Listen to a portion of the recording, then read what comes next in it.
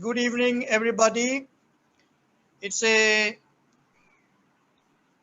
it's a happy coincidence that we are meeting virtually this evening on World Environment Day to discuss and share thoughts on combating COVID 2.0. On behalf of the organizers, we heartily welcome all participants who made it to this important webinar. I am happy to inform you that other than the associates of Caring Mind and also the members of Concern for Calcutta, many friends have joined and many members of our sister NGO, fellow NGOs like Calcutta Citizens Initiative, Rajasthan Maitri Parishad, Churu Nagarik Parishad, Friends of Calcutta have also joined in. We heartily welcome them all. Now I call upon Mr. Narayan Jain, Advisor of Concern for Calcutta's Governing Board, to kindly introduce the event and start the proceedings. Thank you, Dikari ji. Friends, Caring Minds and Concern for Calcutta with other like-minded NGOs, as Dikari ji just told you, like CCI, RBMP, Churu Nagarik Parishad. And this time we have been able to rope in the support of CMDA, that is Calcutta Motor Dealer Association. Their members are also with us. So this subject, as you have seen in the flyer, is Health 360 combating COVID 2.0. COVID 1 was also very dangerous, but COVID 2 is more dangerous than that. So we thought it fit with the help and with the support of Caring Minds to organize this program.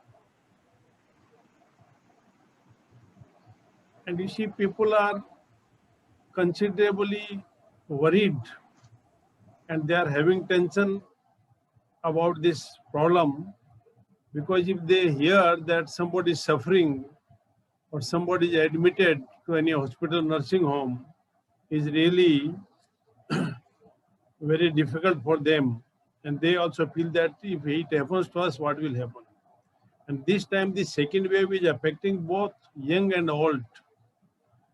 Those whose oxygen level falls and they feel that we are serious, they would like to go for hospitalization. But the problem is that many times, despite best efforts, beds are not available. Sometimes the medicines are not available. Today we have invited the learned speakers, Dr. Rupali Basu from the CEO of Woodland, Mrs. Menu Budia, the founder director of Caring Minds, Ms. Priyam Budia, the head of the new initiatives in Caring Mind, and they will try to provide us solutions to whatever problems we have in our mind on various issues relating to COVID. And after they make presentation, we will have question answer session. We have already got a few questions. However, the audience willing to ask any question if that is not covered by the presentation of the speakers or by the questions already asked, they may raise their hand and we will try to accommodate the relevant questions. I find that with us, many of our past presidents are present. Mr. Rajendra Khandelwal, Mr. R.L. Oddi, Solicitor, Mr. Tapan Guptu, Mr. Pritipal Singh, our governing body member, and many other members are present, even from CMDA. So I once again welcome you all, and I hope that we all will actively participate and listen to the speakers and will take the full benefit of this program. Usually, let me tell you, the part 1 of the program is by the Caring Mind by Mrs. Minu Budhia and Prem Budhia. And in that program, the subject will be power of positivity, and a video will also be shown to you to make it more interesting. The second part of the program will be taken up by Dr. Rupali Basu, and then we will have question answers from Rupali Basu, and in the beginning also, after Mrs. Menu Budhia and Prem Budhia complete, then also there may be some question answers. And if some people want to make some observations, particularly the presidents or the secretaries of the relevant organization who have joined with us, then we would also like to hear in short from them as to how they feel about the program. So not taking much of your time, now Adhikariji will be introducing the first two speakers, Mrs. Minu Budhia and Mrs. Prem Budhia. Then we will hand over to them. Please, Adhikariji.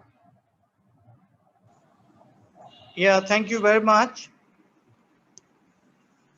Let me take the pleasure of welcoming Mrs. Minu Budhia, who doesn't really need an introduction, but still, for the sake of courtesy and formality, we have to do that.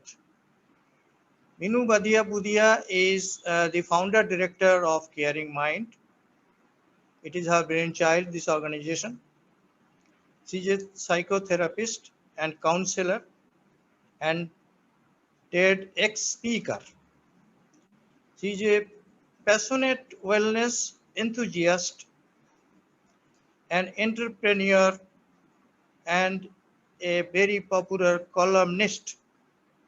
She spends most of her time in thinking about people's health and their mindset. She is also the director of well-known Patton Group as well. Now, next speaker will be Miss Priyam Budhia. Let me introduce Priyam. She is the Gen Next of Patton Group. Priyam joined the family business after acquiring professional experience and exposure at Lehman Brothers and Barclays Capital in London. She spearheads currently the plastic verticals at Patton Group and lends valuable support to the Caring Minds program architecture. Welcome, Priyam. Thank you, Adhikariji. And now we hand over to for the first part of the program to Mrs. Minu Budhia and Ms. Prem Budhia. Please. Thank you. Ma'am, would you like to start? Please. Hello and a very good evening to all of you. Thank you, Concerned for Calcutta, especially Mr. K.S. Adhikari and Mr. Narayan Jain for such a warm welcome. Caring Mind is honored to co-host this Need of the Hour webinar on Health 360 Combating COVID in association with Concerned for Kolkata, Calcutta Citizens Initiative, Rajasthan Bengal Maitri Parishad and Churu Nagrik Parishad. So over to you, Priyam. Thank you. Let's get started. For over a year, everything in our lives has been about the pandemic. And what seems like no expiry date to this pandemic pandemonium, it is no surprise that people are feeling disturbed, distressed, depressed, and demoralized. However, the one positive thing that has happened is that every part of the country has woken up to the importance of mental health. Whether it's newspapers, television, social media, or living room conversations, mental health care is no longer being brushed under the carpet. Today, we're here to talk about coping with hope, achieving emotional wellness, and building resilience. Let's dive right in. Mom, would you like to begin with the mental health check-in? Yes. So today we are going to start by finding out how you are feeling right now. On the screen, you will see a visual Take a good look and see which alphabet corresponds to the emotion you are feeling and type it into the Zoom chat box, please. A, B, C, D, E. यहाँ ये 5 emotions हैं, तो आप किसके साथ relate कर सकते हैं अपने आप को?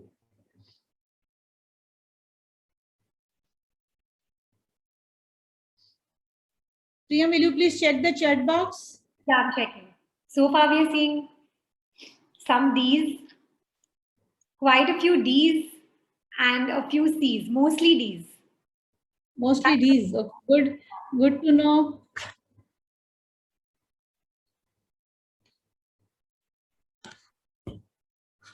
Great, let's move on. So good to know the mental health of people around. I'm really happy to see. So next. Same. How stressed do you feel due to the pandemic? On 1 to 10 scale. आज 1 से 10 के scale पे आप कितना stress feel कर रहे हैं? हम लोगों को इतना वरी, एंजाइटी हर समय रहता है, पर उसके बाद भी राइट नाउ आप लोगों को कितना स्ट्रेस फील हो रहा है? A, B, C, D, E. Which one do you prefer?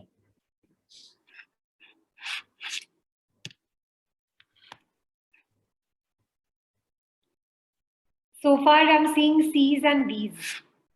It's a mix of C and D. Okay, someone has written A. That's amazing. Yes. I'm glad. But I would request the C's to, to seek the help or to try to relax in this pandemic situation where we have no control at all. Mostly I see B's. That's a very good sign of our country's or Kolkata's mental health. Mix of B's and C's actually. Good. C's, I'm not happy with C's, but I'm happy with B's. Okay, let's move on. So what's on your mind today? आज आपके mind में क्या है? आप इस screen को देख के कौन सा फर्स्ट 3 वर्ड आपके नजर में आ रहा है?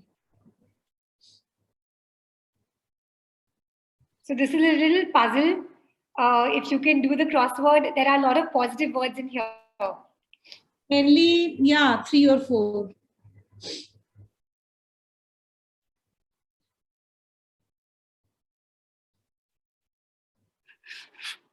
Wow, nice. Happiness, love, patience. Yes. Hope. That's amazing. Somebody wrote me. Me, yeah. Me is the word actually.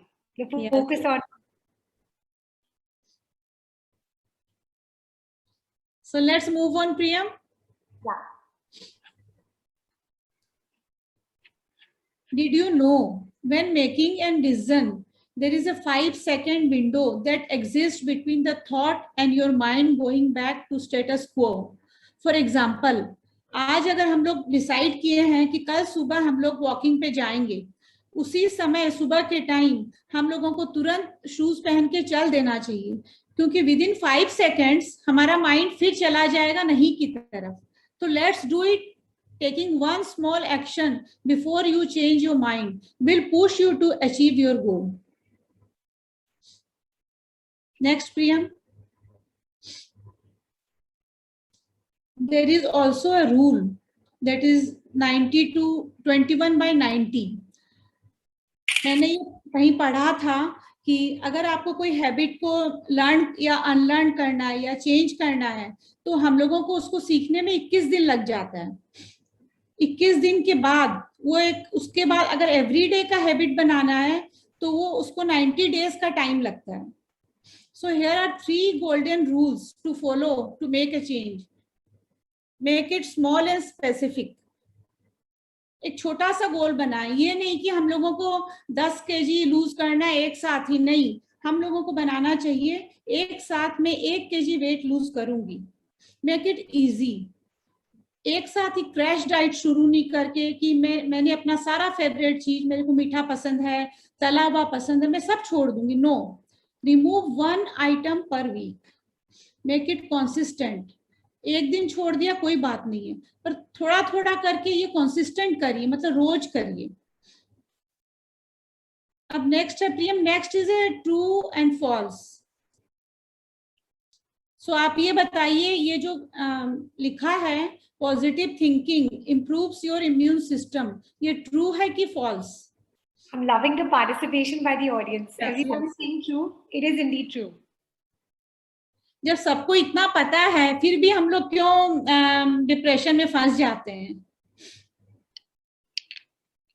Next है stress affects your immune system negatively.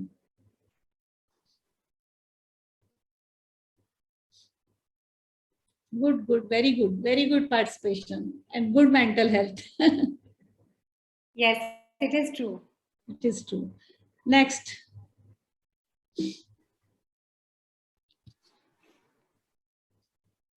Chronic stress is constant and persists over time.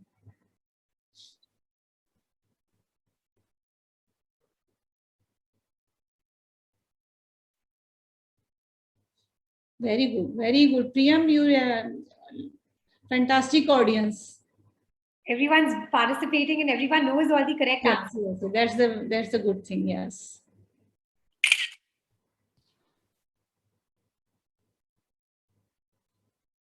So next is, what are the 3 things you regularly do for your mental health? हम लोग physical health के लिए तो बहुत कुछ करते हैं, हेल्दी खाते हैं, वॉक जाते हैं, एक्सरसाइज करते हैं, बहुत कुछ करते हैं, पर कभी हम लोगों ने मेंटल हेल्थ के बारे में सोचा है? शायद नहीं। तो हम लोगों का जो उठने सोने का साइकिल है, एक्सरसाइज है, ये सब करते हैं, पर कुछ ऐसा चीज मेरे को बताइए जो आप रोज करते हैं अपने आप को मेंटली फिट रखने के लिए, नॉट फिजिकली, नो, ये yoga pranayama mostly these are more for physical health. Mindfulness is good. Comic shows is amazing. Yes. Yeah, reading, cooking. Actually, reading, cooking, ये एक तरह का मेडिटेशन है कि कोई भी चीज जिसमें आपको जो आपको कंज्यूम कर देता है, बेकिंग, ये आपका रियल मेडिटेशन है actually. Watching TV, singing, amazing. This is very nice, interacting with pleasant friends. And one thing I liked about it, that gratitude diary. Yes. Very nice.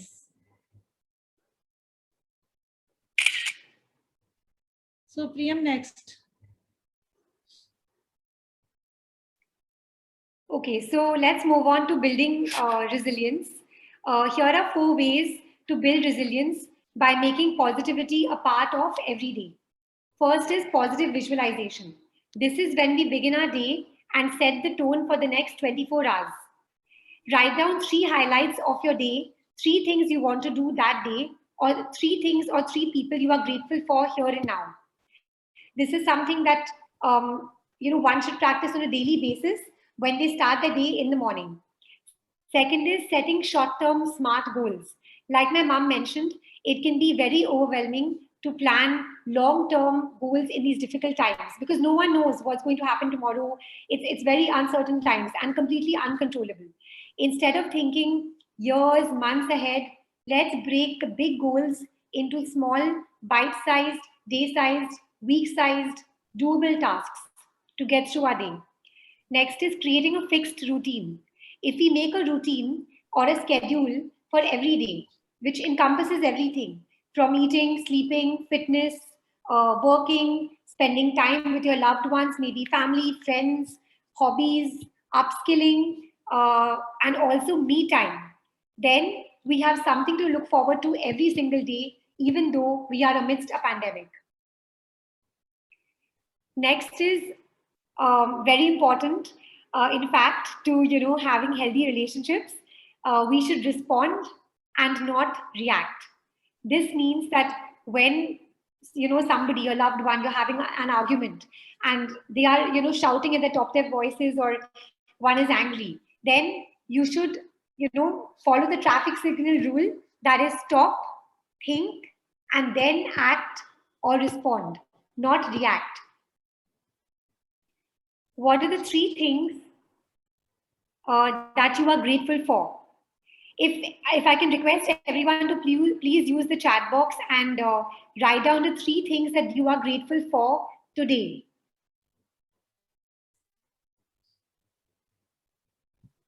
Playing with my granddaughter. This was earlier, Priyam. Nobody has written till now. Okay. ऐसा 3 चीज बताइए जिसके लिए आप really thankful हैं. Love of my family members, good health, good family, 2 children. More, please more. I am alive, I am healthy, my family is fine. Exactly. More. God has kept me living happily and in a healthy manner with family. Getting the first vaccine dose, my mom, supportive friends. Morning tea from my son. That's sweet. God's blessings, family bonding, self-confidence. So see, we all have our different ways of coping and different things that we are thankful for on a daily basis. It's sometimes we take it for granted. It's good to remember these things and do our gratitude prayer every day. So I just like to touch upon the 4 things that help us to give thanks. One is a gratitude journal. Let's give thanks on a daily basis to the things that matter, to the people that matter. Second is the gratitude buddy, having someone keep you accountable. For example, suppose you have a close friend or a close family member, and with them you exchange on WhatsApp, because nowadays we use WhatsApp a lot.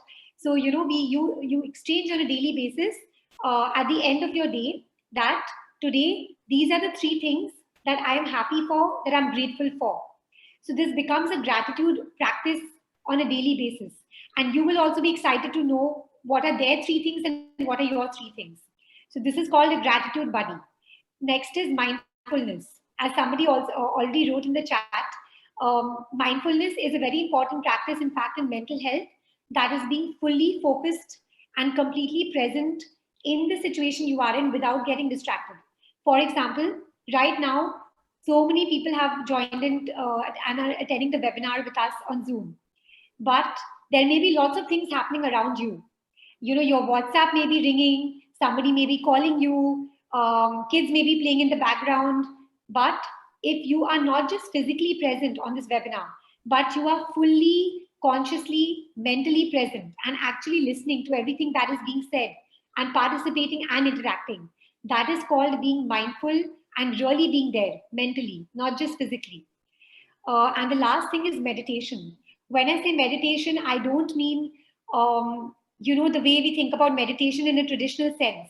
By meditation, I really mean deep thinking and introspection, cleansing our mind and our body of all the emotional baggage, decluttering from all the toxic people in our lives and all the toxic things in our life.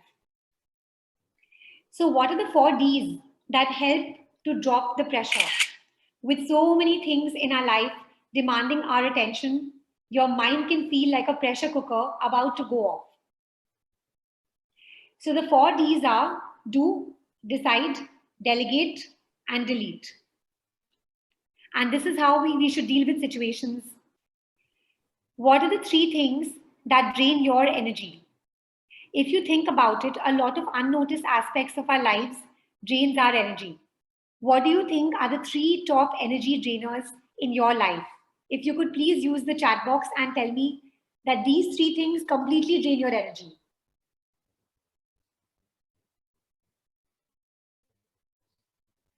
Okay, so somebody's written stress, tension, okay. बाकी लोग लिखिए कि आप लोगों से क्या चीज से आप लोगों का एनर्जी कम हो जाता है. Mental energy, emotional energy, yeah. Negative thoughts, anger, inactivity, household work. I really like this one, overthinking. Apprehensions, negative thoughts. Okay. Anything else? Okay, let's move on. So these are the top 3 energy drainers. I've seen what everyone has written, and if we summarize, it looks like most people have, written these things only. So there's emotional baggage and clutter. So we should detox and declutter. This relates both to our physical space as well as our mental and emotional space. Second is unlimited news consumption. Constantly, all the time, we are bombarded with news on, let's call it WhatsApp University. Uh, Open your Facebook, Instagram, you talk to a friend, you open the news channel, you open a newspaper, you open your iPad. It's just full of negative news all the time.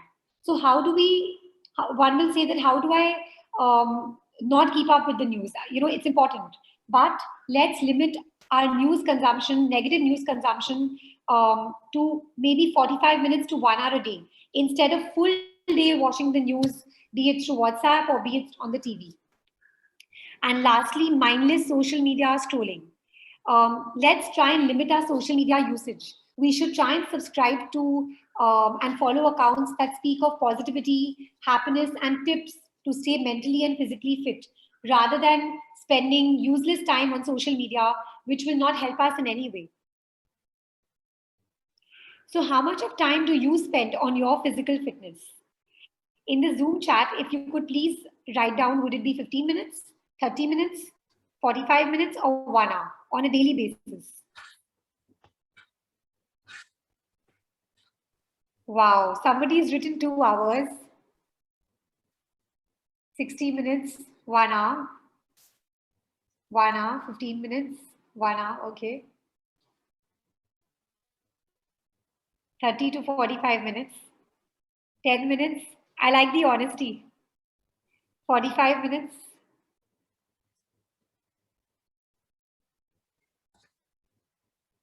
Okay, great. So this is just to remind you that it is important to spend at least some time on physical fitness. Anything, even 15 minutes, 20 minutes, half an hour, 45 minutes, in whatever form you like. It could be walking, yoga. It could be, because right now we can't go and play physical sports in any club, everything is closed. But it could be online workout sessions, could be online Pilates. There are enough and many options. If one really wants to do it, they can. Also, restricting sugar, or if one can go on a no sugar diet, it really helps to raise the energy levels and just bring about a lot of vigor in your day. Next is quality sleep. Each one has a different pattern. Some sleep 6 hours, 7 hours, 8 hours, whatever works for you. As long as it's not the quantity, it's the quality of sleep that you get, undisturbed sleep. And then hydration, of course, goes without saying, drinking enough glasses of water. Moving on to the 4 Fs that one can follow to live a simple, happy life in the new normal and find strength and the support system to cope with hope. These are family, friends, fitness, and faith. I think we all know all these things, but what we are trying to do today is just to remind you the small, simple tips that will help us keep happy and positive in these really difficult and challenging times. Ma'am, would you like to take over? Yeah. So take a break. मैं आप लोगों से 1 minute चाहूंगी, 1 minute भी नहीं actually, 15 seconds. So there is a rule of 4, 5, 6. Always remember, very simple, 4, 5, 6. At the count of 4, please everyone follow this. Close your eyes. At the count of 4, 1, 2, 3, 4. Inhale. Stop your breath. 1, 2, 3, 4, 5. Exhale. 1, 2, 3, 4, 5, 6. Let's do it 3 times.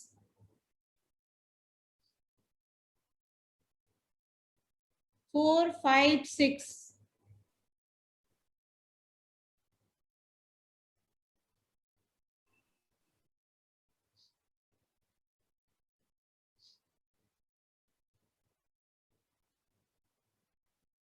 Everybody is over? Priyam, can we go on? Yeah, sure. So next is positivity post its. जैसे कि हम लोग कुछ भी भूल नहीं जाए, इसलिए छोटे छोटे पोस्ट नोट्स को हम लोग अपने टेबल पे, अपने फ्रिज पे, चाहे अपने मिरर पे लगाते हैं कि ये आज का टू डू लिस्ट है, कल ये काम करना है, परसों ये काम करना है. तो उसी तरह हैप्पीनेस जो है एक अंदर का मामला है, या जैसे बोलते हैं ना आराम का मामला है, ये अंदर का मामला है. And it requires both practice and patience every day. जैसे आप पोस्ट इट नोट पे टू डू लिस्ट लिखते हैं, वैसे ही आप अगर टू डू लिस्ट लिखें कि हम लोगों को क्या बोलना, कल के लिए क्या सोचना है, क्या पॉजिटिव सोचना है. नेक्स्ट स्लाइड पे मैं बताऊंगी what are the few affirmations. Priyam next. सबका अलग है, मैं जो यहाँ मैं 5 बता रही हूँ, हो सकता है ये 5 ही आपका नहीं हो, पर कुछ भी जो आपके लिए आपको खुशी देता है. I am willing to be happy now. मैं आज खुश रहने के लिए मैंने निश्चय कर लिया है. मेरी खुशी मेरे अंदर से आती है. मेरे को हर चीज में जॉय का महसूस, मेरे हर चीज में आनंद को महसूस करना है. I am worthing of feeling happy.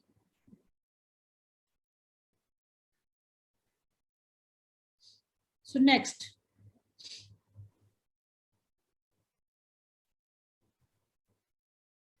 So what are some happiness habits you follow? मैं जानना चाहूंगी, सबके हैप्पीनेस अलग है, मेरे लिए अलग है, आपका अलग है, किसी और का अलग है, प्रियम के लिए अलग है.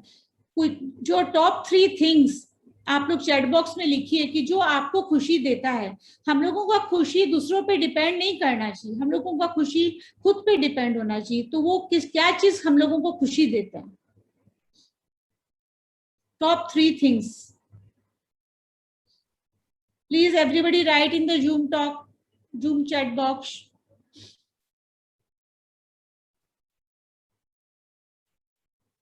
Positive approach, me time, listening to songs, spending time with family, singing, workout, spending time with loved ones, me time, listening to old movie songs, doing good for others. When our child does well, reading. When I am preparing for my workshops. That's a good meditation.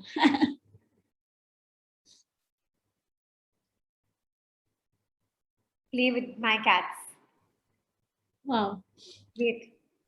So खुशी का यही है कि हर आप लोगों को जो चीज आनंद देता है, खुशी देता है, आप उसको रोज एटलीस्ट एक चीज को करने का नियम बांधें. कि जैसे कि किसी ने लिखा कि मेरे को म्यूजिक खुशी देता है, किसी ने लिखा मुझे बच्चों के साथ खेलना अच्छा लगता है, पर हम लोग कर नहीं पाते हैं बिकॉज हम लोगों के पास बहुत और इम्पोर्टेंट चीज है. तो एटलीस्ट एक दिन में एक बार हम अपनी खुशी की चीज करना चाहिए, एटलीस्ट एक बार. Make it a priority please.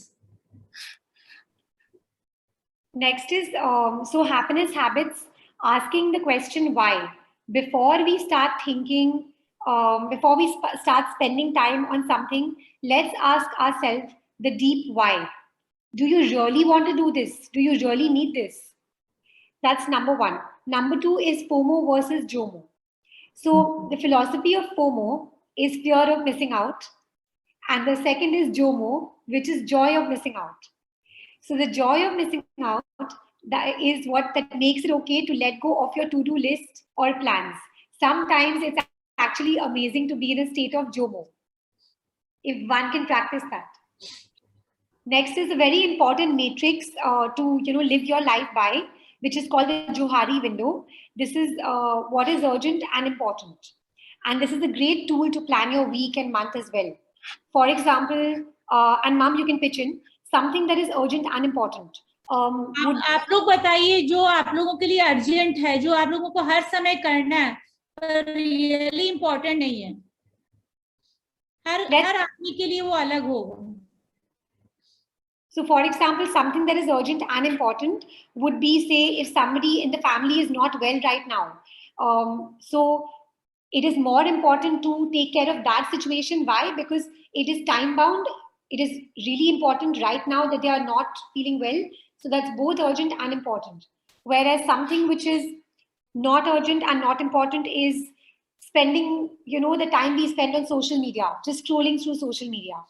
Where is something which is urgent but not important. Mom, would you like to give an example on this? या जैसे कि कई मेल्स होते हैं जिनका हम लोगों को जवाब नहीं देने से भी चल जाएगा.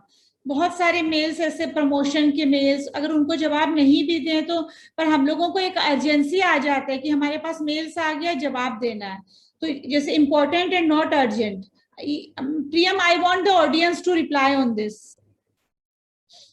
Which one, important and not urgent? Okay. आप बताइए कि क्या चीज इम्पोर्टेंट है पर अर्जेंट नहीं है.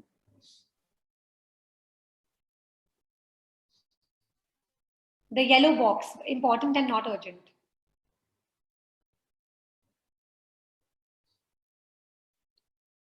No reply. अपने Spending me time. पेरेंट्स से मिलना, हम लोगों को ये सबसे इम्पोर्टेंट थिंग है कि अपने पेरेंट्स से मिलना बहुत बहुत इम्पोर्टेंट है, पर वो अर्जेंट नहीं है, तो हम लोग उसको हमेशा पीछे धक्का दे देते हैं.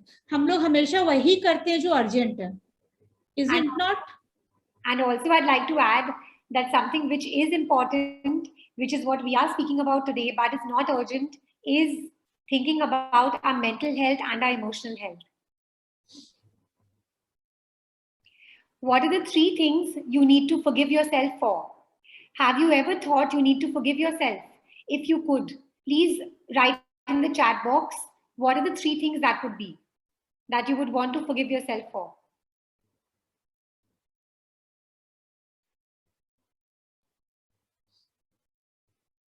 Eating sweets. Trying to be perfect.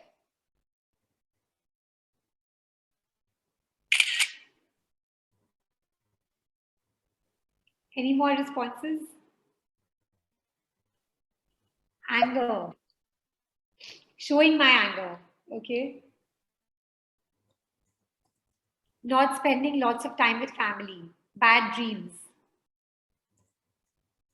Control of anger. Forgiving others. Great. Thank you for your participation. Moving on. So we all need to forgive ourselves for being imperfectly perfect. How? By remembering the word flossom.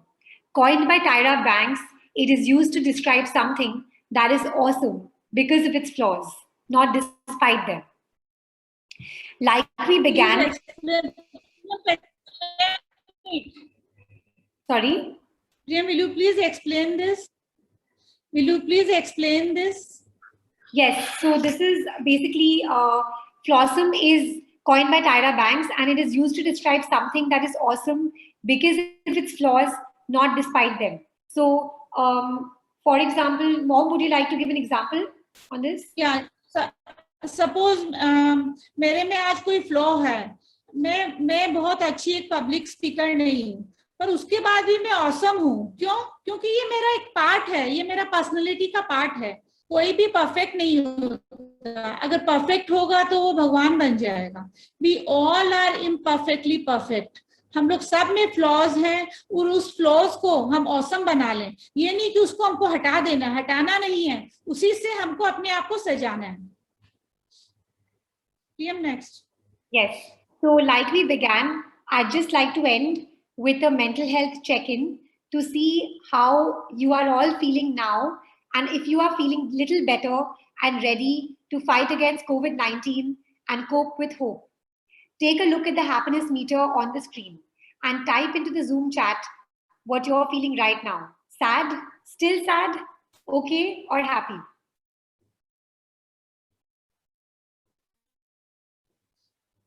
I would ask the people who were actually neutral, not happy, not sad. Are they feeling a little positive? Okay, everyone's saying happy. That's good to know. Pavanji is written okay. Better than before. Positive, much better than before. Okay, great. Good to know. Thank you so much.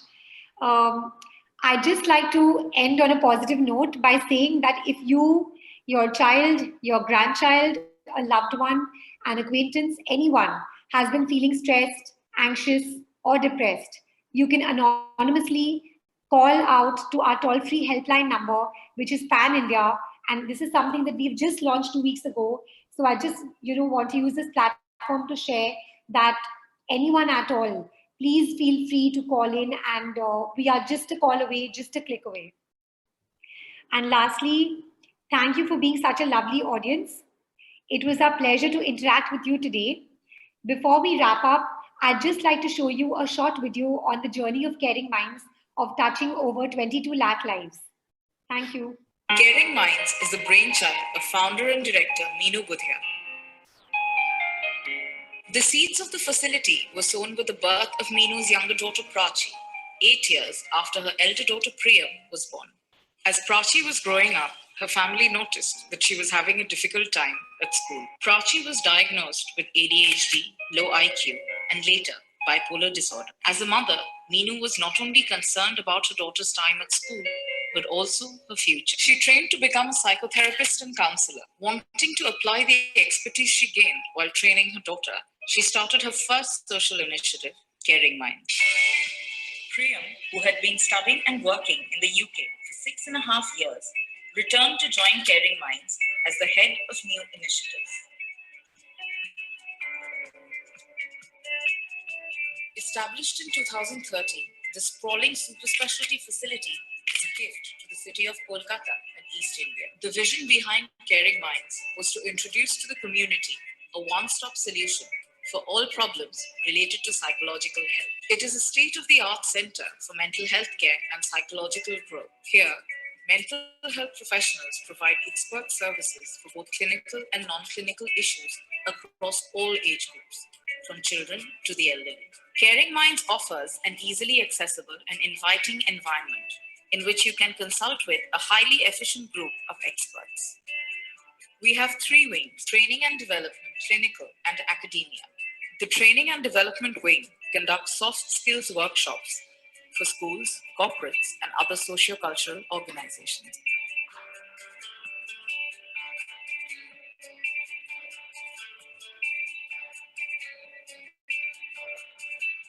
The clinical wing deals with all issues related to the mind. It aims to help people who are in need of a guiding hand for their overall emotional well-being. The academia wing is a training academy that develops and delivers both short and long-term psychology-related courses.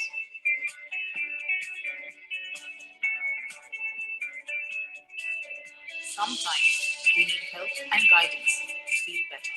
You are not alone. To drive your blues away, visit Caring Minds today. Together, let's say hello to a better, brighter tomorrow. So we will take some questions. If there are any, people can write in the chat box. Yeah, thank you. So now we have about, I think, 10 minutes of Q&A. Any questions at all from the audience? We'd love to take them. Okay, so we have a question. Can you please explain the 4 Ds? Mom, would you like to take this? I'm just checking it out. Yeah. 4 Ds: do, decide, delegate, delete. हम लोगों के पास office में suppose आज सुबह काम करने के लिए 10 चीज है, 10 टू डू लिस्ट है. हम लोगों को डिसाइड करना होगा, जो पीएम ने बताया, सेम इम्पोर्टेंट, अर्जेंट, इस चीज को डिसाइड करके कि क्या पहले करना है, क्या बाद में करना है, और क्या हम लोग डेलीगेट कर सकते हैं. सब कुछ आपको खुद को ही नहीं कर लेना है. You easily can delete some things which others can do, and you feel less pressurized. और कई चीज ऐसी है जो नहीं करने से भी चलेगा. Just delete them from your mind, from your paper. That's all. And I'd just like to add regarding the delegate. So sometimes we think that, we can do everything Much better. And we should just try and do everything ourselves. So whether that be in your personal life or your professional life, but that doesn't work very well. And I think that's the key sense of a great leader, when they understand the strengths and weaknesses of their team and they delegate the tasks so that the one who can do the task well, it then does the task. So delegation is really important. किसी ने पूछा है how to control anger. Anger को control करने का सभी को पता है, एक ही सक्सेसफुल फॉर्मूला है, जस्ट काउंट फ्रॉम 1 to 10 और 10 to 1, आइदर रिवर्स और सीधे या टेढ़ा। अगर आप ये 10 मिनट ये 10 काउंटिंग बिता लेते हैं काउंट करके, your anger will disappear, believe me. Have anyone tried? Please try this next time. How do you manage stress when one of your own is hospitalized with no improvement? एकदम ठीक बात है, आप बहुत हेल्पलेस महसूस करते हैं। मेरे साथ भी हुआ है। थोड़े दिन पहले ही मेरे पापा बहुत बीमार थे और हॉस्पिटल में थे, और हम लोग सबको लग रहा था कुछ भी करके हम लोगों को हेल्प नहीं मिल पा रहा था, and we were really feeling very helpless. पर उसमें एक ही चीज है जो हम लोगों को सोचना है कि हम लोगों को बेस्ट करना चाहिए, हम लोगों को कुछ छोड़ना नहीं चाहिए, चाहे ट्रीटमेंट हो, चाहे दवा दारू हो, चाहे किसी तरह का सहायता हो, हम लोगों को बेस्ट करना चाहिए। उसके बाद भगवान के ऊपर छोड़ देना चाहिए।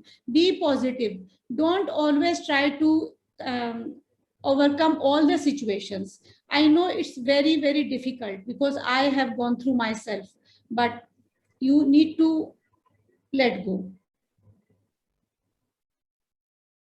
Thank you. Because there's only that, it is out of our control. There's only that much we can do. We can only try to do our best so that we have no regrets that we didn't try and put in our best, and then we have to let it go. और ये जो anger वाला बात पे मैं एक और बताना चाहूंगी कि ये एंगर, जेलसी, ये सब इमोशंस हैं जो रियल हैं। ये गुस्सा आना, चाहे जेलसी होना, ये कोई खराब बात नहीं है। ये तो हम लोग मनुष्य हैं, हम लोग सबके पास भगवान ने इन सबको दिया है, पर how to deal with it, how to control with it, that is the thing that we should learn. सबको गुस्सा आता है, सबको जेलसी होता है, सबको बहुत तरह के इमोशंस होते हैं, but you should know how to control it, how to handle it, that's all. How to say no when everyone keeps asking for more? Good question.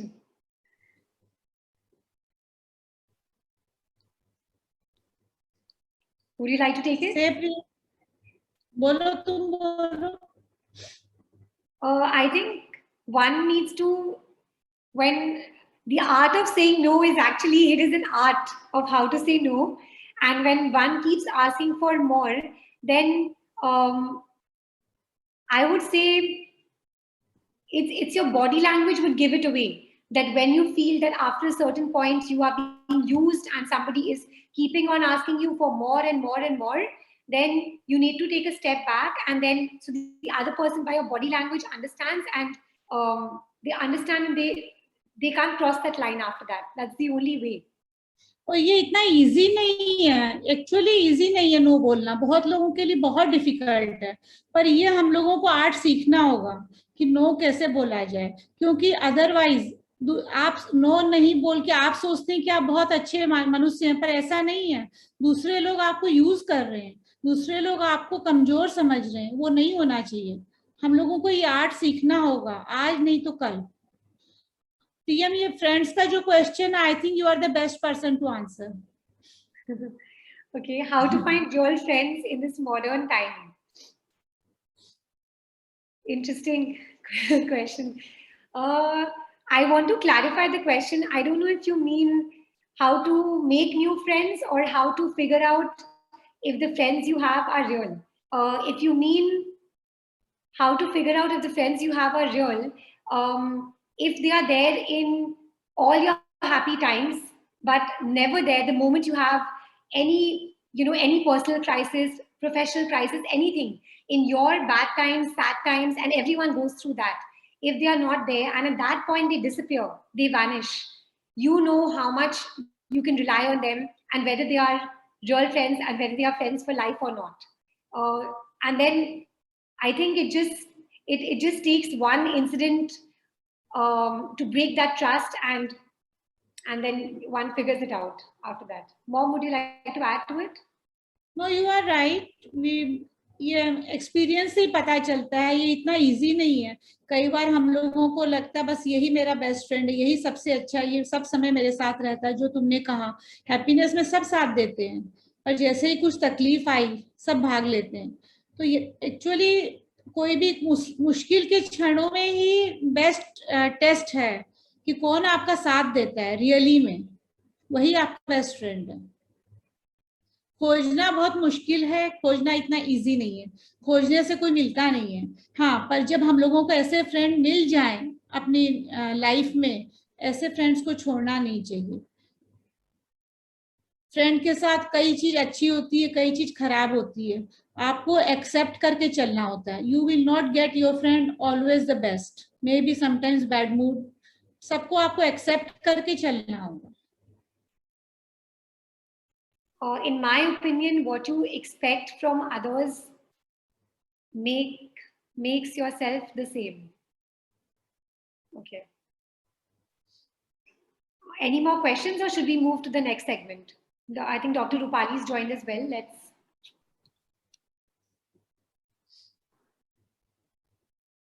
So Narayan ji, should we move on to the next segment?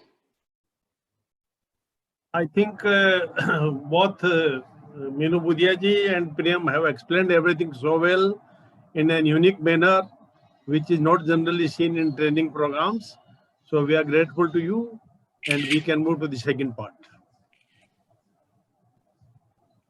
Okay, thank you. So, Jaita, would you be doing the introduction? 1 second. We can't see Dr. Rupali. Yeah, just making her the co-host. Dr. Rupali, are you there?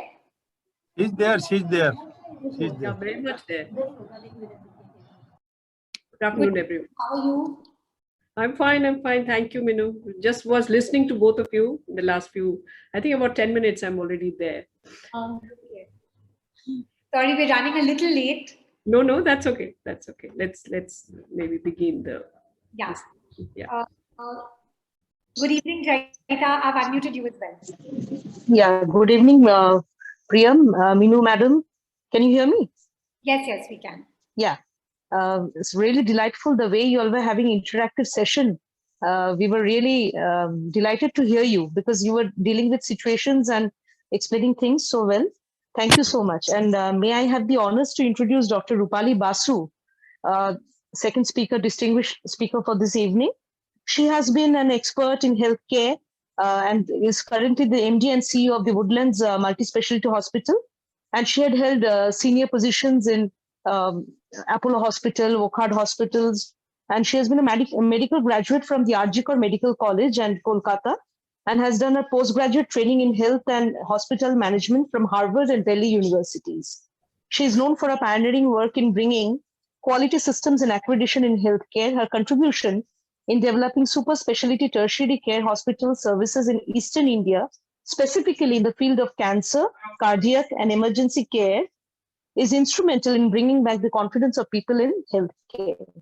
She's also on the board of directors of several companies, important companies like Tata Metallics, Tata Tinplate, Goodrich Group, etc.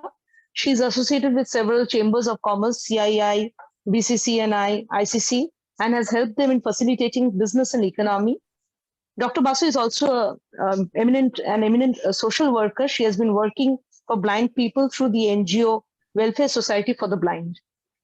Concern for Calcutta is very happy to welcome you, Dr. Basu, as a distinguished speaker this evening. Thank you. Thank you, Ms. Basu. Thank you so much. Thank you for having me. So, good evening, Dr. Rupali. So we'll start. We'll be doing it in a Q&A format. My mom will ask some questions, followed by Narayan ji from Concern for Calcutta. And then I'll be putting up some questions to you as well. And then I request the audience, for the duration of the session, you'll be on mute. If you can please use the Zoom chat box to leave in as many questions as you have. And we'll try and keep Dr. Rupali for as long as she can and get all your questions answered. So, ma'am, let's get started.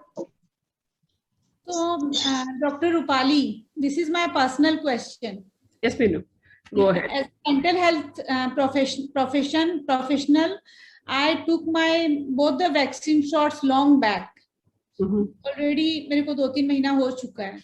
And now I'm traveling to Vizag to see my mom. So am I safe or I'm still at the risk of getting COVID? Okay, so I think we all know by now that last year when the first wave happened, we actually had a new disease on our hand, and that disease was COVID-19. And before that 1 year, I think we didn't even know about this disease existed in the world. And within that 1 year period of time, we have actually identified the disease, we have diagnostic tests developed, we have done some new medications, we have created the entire infrastructure. The hospitals have become very different now, and it's division of non-COVID and COVID and COVID wards and COVID ICUs, isolation, suspect wards, but the entire infrastructure has changed. And we were also waiting to do the vaccine, which will protect us from getting the disease. And that's how we started the last year's work. And rightly so, end of the first wave, I think about this year's beginning, we knew that the vaccine is there. And vaccines were done by many countries, not only India, but other countries as well. And right at this moment, we have 2 vaccines which are working in our country, which is Covaxin from Bharat Biotech and Covishield from AstraZeneca, Serum Institute of India, Pune. So these are the 2 vaccines are working, but each vaccine is actually developed in different ways. And I'm quite sure that you have now, a lot of, the medical terminologies have been known by all of us, because there's so much of information moving around, and we needed to know all this also. So there are like viral vector, there are RNA virus, there are viral vector virus, there are inactivated virus, there are virus like protein-based virus, etc. So each of these viruses are done in different ways, and their efficacies are different in our body. So Covishield has got efficacy of about 69-70%, they say, which means that if you are 100 of us is taking the vaccine, at least 30% of us can have the possibility of getting the disease again, even after two doses of vaccine. For Covaxin, it is about 86% efficacy, which means that about 14% of us, if we are taking Covaxin, we have the chance of getting the disease, even after the 2 jabs. For the vaccines which are not in our country, like Moderna, Pfizer, we are hearing these names, even Sputnik for that matter, they are of the efficacy more than 95-94%, which means that less number of people will have the chance of having the disease after the 2 jabs, the way first dose or second dose is specified. That's also changing. Those schedules are also changing. So if you have taken 2 jabs, there is still, and if it is Covishield, which is what I know Minu has taken, you still have the chance of having the disease. Yes, but the point is that you will have a milder disease, and you will not really have to go to the ICUs, or some of us are actually dying from COVID-19. Those serious conditions may not happen. So that's the plus point with 2 vaccines. It is a must, but there is still a chance of getting the vaccine. Thank you. So my next question is, after the 2 shots of vaccination, how effective is the spike protein antibody test which one gets after the vaccine? If, like, suppose I did my this antibody spike protein and I got a score of 3200. So I really don't understand what this score is.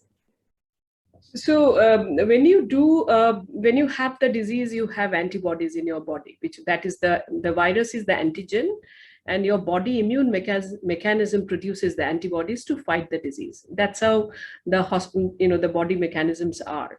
So when you have the disease, you have antibodies inside your body. Similarly, this whole vaccine process is also like you are injecting a little bit of antigen inside the body, so that your body creates the antibodies to fight the disease. That's how the whole process happens. So when you have and there are tests by which you can actually measure this antigen or the antibody. Antigen, if you identify the antigen, then you are actually identifying that the virus is there inside you and you're infected.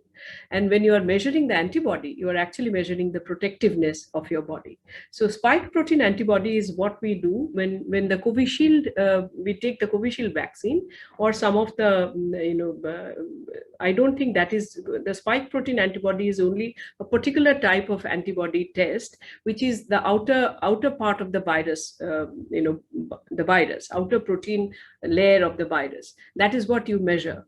And I think because you have taken, I know personally that Covishield, the spike protein antibody will show that how the vaccine is effective. And if it is 250 or 32, as you are saying, it's not 3200, it's I think 320, which is quite high antibody response. You can't say that you are immune, because that is not possible. Nothing is immune. No vaccine is, you are not immune to the can make you immune to the virus. But you can say that you are gracefully and quite well protected against the disease. I have 250, so that's also is very high. I think it's you are protected from the virus that's what I would say, that you have your body mechanism is very your body is ready to fight the disease. So that means you should do these antibody tests, right? You can, you cannot. But it is not that we always say that you need to do the tests. It is a choice if you want to see that how your body has tested, how his body is showing your antibodies in the system.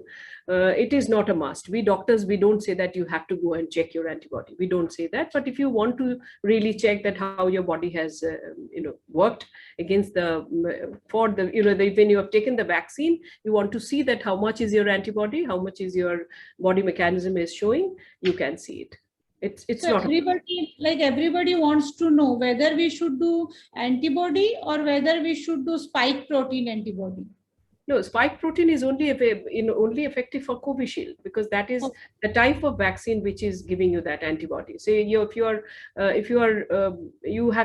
will also have antibody post-COVID or post-Covaxin. That will be different kind of antibody. So the antibody, you should do antibody, novel antibody. Yeah, there are different kinds of antibody tests. So we need to just kind of check with your GP or your doctor would really tell you that what you should take, what antibody test you want to do. That's how it is. I think the knowledge will also be very easily month's time, because vaccine is just about has come into us.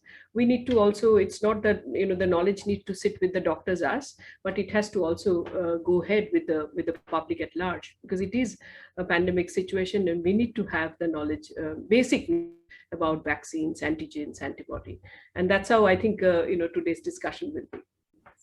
So is it possible for a COVID-19 test to show a false positive or false negative?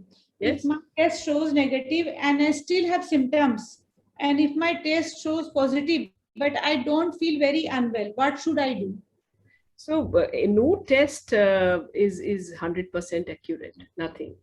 So the RT-PCR testing which we do, which is basically the nucleic acid, testing of the genetic material from the virus, we kind of identify in the lab with very sophisticated equipment that whether there is genetic material is inside our body or not, is what is the NAT method, NAAT, a nucleic acid test, which is what the RT-PCR test which we have now know that this is where you are. If you do that test, then you know that whether that virus genetic material is there in your body or not, definitively. So it is telling you exactly that yes, and it is a very sophisticated test. So if it finds genetic material, then it will say that RT-PCR is positive, which means that you are infected. So that is the the simple method of RT-PCR testing. Now, when do you get a false negative or a false positive? Two different things. When you do a false negative, there might be, if you're, these tests are in such a way it is done that if you have also seen in the test result something called the CT value. So the CT value is last year, first wave, we kept it at 40.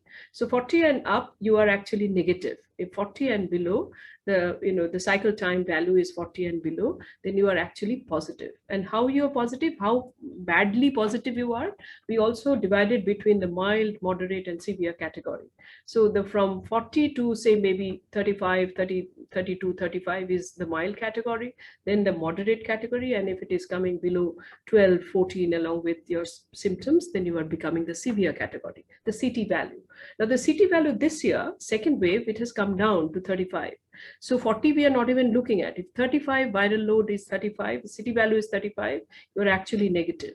So we have brought it down a little bit. These are all very, kind of scientific way of looking at how the positive results are. But this false positive or false negative is something which I think that false negative, let me talk about the false negative first. It happens if your viral load is very, very low. Suppose you are very lightly infected with a very little virus inside you, then you can have a false negative, or you can have I was just noting down the reasons for which a false positive or false negative. I think the other things are, if you have very suboptimal specimen collection. Suppose when you are taking out the swab from your nose and mouth, you are taking very little specimen, and you have very little viral load, so you can have a false negative. Or it can be a testing too early. We always say that you test on the 5th day, 4th day, 5th day. Last time we did it, first way we kept it at 7th or 8th day. This time we have said that, okay, 5th day, 4th day, you can do your testing. So if you are too early, if you do it on the 2nd day or 1st day, you may not get the infection. You can't catch the infection, or the viral shedding is so low. There are variable viral shedding, so you are not been able to pinpoint. So all these cases, there will be false negative. The point is that if you are false negative, then you might be having the infection. You are showing, your test is showing negative. So it is that you are carrying, and you are carrying the risk of infecting others, because this disease, as we all know, transmits from one person to the other through the the respiratory route. So you might be able to, there is a chance of infecting others, but you can't be perfect. So there is a false negative results. There are false positives also. About 3-4% is, I think, false positive, where also again there is there might be problem of picking up the right kind of the sample collection, or it might be the virus is behaving in such a way that you are giving a false positive. So the false positive ka negative kya hai? It's if you are a false positive, then you will be quarantined, and you'll be kind of separated from the family, etc. And those 14 days will be unnecessarily put to you. Even if you are negative, you're showing false positive. So those are the two angles, and both are possible, but in a very limited number of tests it's happening. So for all the practical purposes, we should not really get into this false positive, false negative. If we want to do testing, we must go and do an RT-PCR testing. That's the gold standard for identifying COVID-19.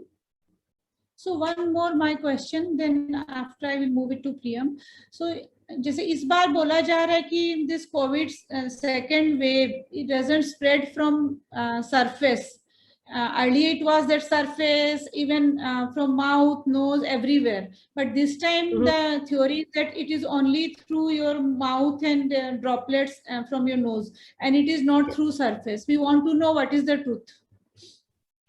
So it's true that what you're saying is, yes, it is that we are kind of, pinpointing to, it is the respiratory route that is common. For last time also the same it was, that through your nose and mouth it's coming into you. And it is coming through the respiratory route, meaning that it is primarily droplet infection, which is between two people if the distance is less, and through your cough, sneeze, etc., talking, the droplets which comes out from the mouth and the nose, and that is where you are getting the infection, which is very true. Fomites, which was the tabletop, the doorknobs, the kapde and all that, the clothes that you're wearing, the things that you're touching, where last time we said that the viruses can settle in those. But again, the behavior of the virus is such that, if you are, suppose it is still there. I think it is not that fomites are totally gone this time. It is also is important. It is the viruses can stay there, but at the same time, the importance of those have gone down. So it is, we really, the number of viruses which can settle in on the on the paper and the doorknobs and the table and the things that you're touching is so low that they cannot really do infection to you so much. So I think we don't have to be worried so much about the things that you're wearing or things that you're touching. At the same time, I would say please continue, spraying and, the methods that we have done last time, continue this time too, because of the simple reason that the number of cases are very high. Okay, we are now starting to reduce the second wave is coming down. It is gone the peak and it's coming down. It's on the lower curve, but at the same time down curve, but at the same time I think still the disease is around us. So I would not recommend any relaxation at all. Say for example, the clothes that we can't wash, we are going and keeping it somewhere. It's better to keep it in airy and sunny areas rather than the air conditioned areas, because there the viruses are much more easier to die. Also the fact that soap kills the virus. We must remember this simple fact that if you wash your hands 8-9 times in a day, every 1 hour, as I keep doing, or you sanitize your hands using the sanitizer, they will actually kill the virus. And we must keep doing that, because through the hands is the most important one by which you can get the virus to you. So infectivity rules remain almost the same. The protection rules remains almost the same. Yes, it is true that more and more the importance of the respiratory route is more than the fomites. The only thing which everybody also thinks about the airborne, that is it coming through the air conditioning and on, that is another question which I keep getting, that does it infect through the air, is it airborne? That I can't still say yes, because there are many papers. Some says yes, some says no. We still say that no, it is not yet completely established that it's an airborne disease. Yeah, over to you, Priyam. Thanks, Vibhu. So I have a couple of questions. This is something we've been hearing a lot recently, which is happy hypoxia. So my question is that what actually is happy hypoxia, and what are the common signs of hypoxia displayed? How do we detect it, and any tips at all how we can prevent complications if one does have happy hypoxia? So happy hypoxia is actually, it's the word happy here is basically meaning silent. So your hypoxia is the depletion of oxygen in your body. We need more oxygen to do almost all the activities as a live person. So the hypoxia is the absence of oxygen in the blood and also in the body. And happy is meant silent, which means that you are actually depleting oxygen silently without showing any symptom of it. So normally, if you are needing oxygen, you'll start dyspnea, which means that you will start you'll hungry for air, and there will be distress in your respiration, and that is what happens. So here these patients who are having happy hypoxia may not show those symptoms of that, yes, the oxygen saturation is low. So what you need to do is, I think all of us now have the oxygen saturation machines with us, and if the saturation shows below certain level, which is what we say 80 and actually 94, 95 is still fine, but if it's you see that the saturation levels are coming down, oxygen saturation levels, then you need to be careful about, and that is how you need to talk to your doctor and find out that what needs to be done. So that is what is happy hypoxia is all about. Thank you. My next question is, what is mucormycosis of black fungus? How scary is it for COVID-19 patients? What are the symptoms and how do we protect ourselves? And does nasal swab testing increase the chance of getting black fungus? What was your last part? Does the RT-PCR testing increases the chance of black fungus? That's what. Does nasal swab testing increase the chance of getting black fungus? Yeah. Okay. No. So the black fungus is a misnomer. We call it mucormycosis, which is different kinds of funguses are there, which these funguses are the mucormycetes. The funguses are very commonly available in the entire environment around us. They're very commonly available. These funguses are now, because of several things that are happening along with COVID, these are coming in as post-COVID complication actually. So there can be yellow fungus, also white fungus, and black fungus, they're saying. These are the common languages that we use, but in medical term, we use it as mucormycosis, and mucormycetes is the group of fungi that have been talked about here. It is very, very serious condition, and we do have it is actually almost life-threatening, and its medical management is there with antifungals, but also there are some cases in most cases we have to do surgical removal of the nose and the jaw bones, etc., because it is all happens in the face area. It is actually pretty tough situation. It's a post-COVID complication. We did not really think about much at this moment. It's a medical condition, and there is not much we can do actually. So we have to is there any prevention for us? It's a medical condition which we'll have to handle like any other disease. We have to handle that.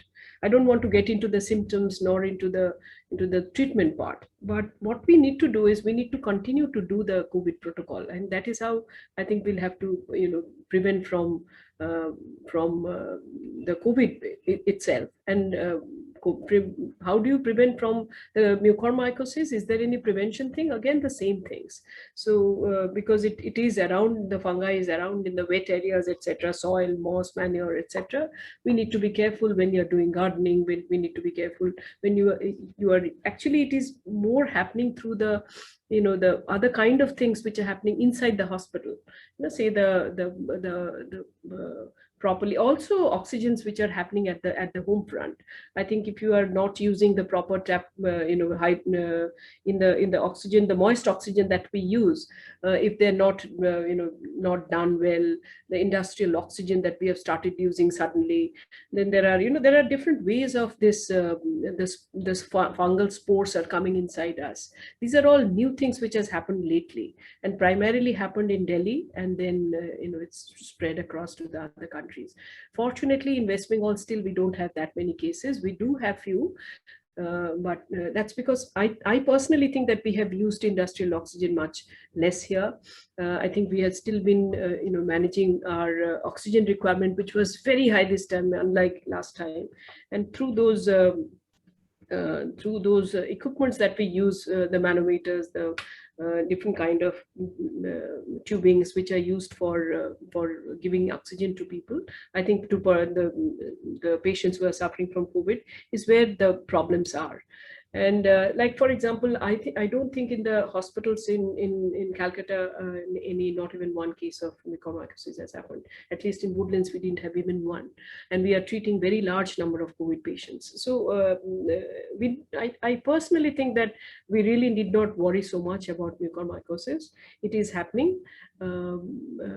We have to rather see the more the real reasons of how you are getting it, the industrially in the COVID wards, COVID ICUs, etc. And those are the areas which are primarily with us, the healthcare providers. We need to work on those more than really going into public. So what are the preventions that you would do? You will continue to do your COVID protocol. And once it happens, then we need to identify and we need to treat. We have been able to save quite a lot of patients in mucormycosis, but then the deaths are there. That's what I would say on that. Thank you. The next is, we've been also hearing that the third and the fourth wave of COVID-19 is about to come, or it's already come. So if yes, when do you think this will happen in India specifically? And the third wave is supposed to impact kids and youth below the age of 30, but vaccination is only for 18 and above. So what can parents do to keep their kids safe who are below the age of 18?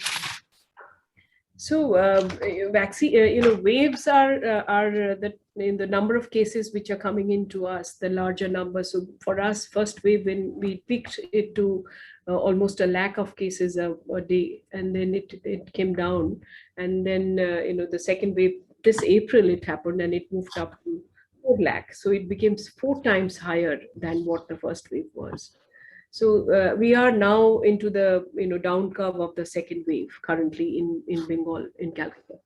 In the city, if you really ask me, in Delhi has seen maybe 4 waves have been seen, because I was just looking through the data. In June they had a number, then in September they had another wave, then November they had another wave, and I think April they had the 4th wave. So as a city, I think it has already seen few waves. As a country, yes, we are braving ourselves for the 3rd wave. We had the 1st wave last year, March, and last year, June, July, August, we kind of peaked it, and then we started reducing. I think we did very well in managing the cases last time. But, because of the failure of start of the vaccination, or the failure or delay, whatever you call it, I still call it, we could have done it much faster. We could have reached, half of our population within the 3 months that we have lost in January, February, March, January, mid-January, your vaccines were ready. So we missed the bus by not vaccinating so fast enough in the Jan, Feb, March. The second wave came only in April. We were, for us, the healthcare workers who were jabbed in Jan Feb, we actually fought it much better. And that's a biggest example that all hospitals will give you. Every hospital had so many staff, doctors were infected last time, and this time it is much, much more less. It's not even a fraction.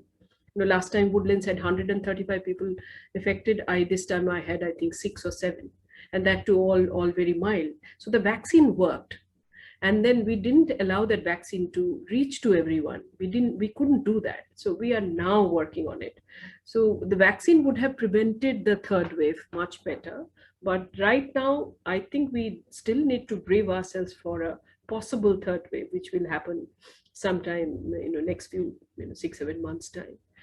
I personally keeping on praying that if we can do the vaccine drive even faster now, if we can take maybe another, 2 months, 3 months, reach as many as possible, then we may have a much smaller 3rd wave. There will be a 3rd wave, but that might be a smaller. How big is the peak is very important to know, because we have handled 1 lakh pretty well. 4 lakh, we messed it up. Even the biggest places like Bombay and Mumbai and Delhi and, some cities just couldn't manage the number of cases because it was 4 times. If the wave is smaller, we will be the kind of infrastructure that we have now. We should be able to manage. There should not be even 1 person needing a COVID treatment and we are not being able to give as a country. So I would think that if a smaller wave is good, we'll be able to manage, because this is a disease which has come into our codification of diseases, for whatever you say it. It is a disease which is within us. It is not going to go away. So we should be able to handle it and treat it and manage the diseases. So it should happen. But if the 3rd wave becomes even more than the 2nd wave, which is in my dream I can't think of, then it will be difficult for us to handle. Thank you. This actually brings me to the question that say people like you and me and my mom as well, we got up, and all the healthcare workers who got their 2 doses of vaccines in January and February. And at that time, the time interval between the 2 doses for Covishield was only 28 days. And then I think it got increased to some 50 something days. And right now it stands at 83 days. So does it mean that the ones who have taken the vaccine with a smaller time gap, are we as protected? And this is one. And the second part of my question is that I think there's a lot of debate still between the 2 vaccines, which is better? Is it Covaxin or is it Covishield? Because people talk about blood clots when it comes to Covishield. The time gap is shorter in the Covaxin. So yeah, if you could just share your 2 cents on both of these. So the first part is that if some of us, like even for me, it is, we took the first Covishield, second, the difference between the first and the second jab was 1 month. So it's 28 days, 4 weeks. That was what was prescribed at that time. Now it is 84 days. So it is 12 weeks.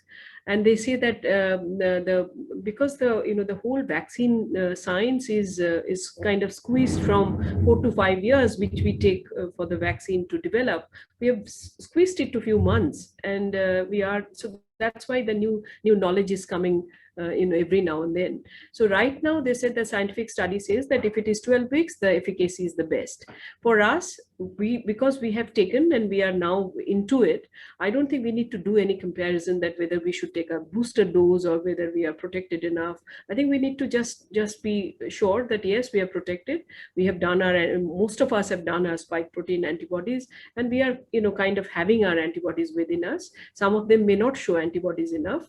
They have to be, we all need to be careful to protect. So that's, I think, given and done. The other part of the story is that between the two, which one is better? I would say that all vaccines are good. So if you get hold of any vaccine, please get it. Some people are waiting for Sputnik to come in, and actually you are risking yourself. Let the Sputnik come in, let the Moderna come in, let the Pfizer come in. It's fine. But if you have any opportunity to get vaccinated with either of the vaccines, I will recommend please go and get it. Don't wait, because the more wait you are doing as a non-vaccinated manner, you are risking yourself to get a virus and get the infection.